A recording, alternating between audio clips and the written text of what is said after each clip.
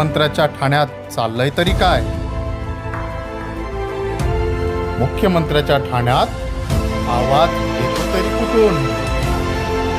कायदा सुव्यवस्थेचा प्रश्न निर्माण होतोय.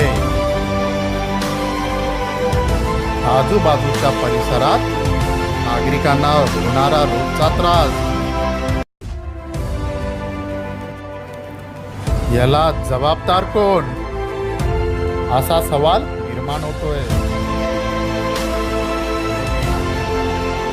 IT पार्कच्या नावाखाली पब सुरू.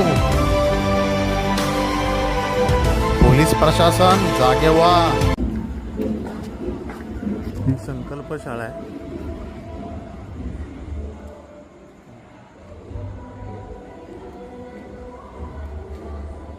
आवाज येत असेल तुम्ही बघा.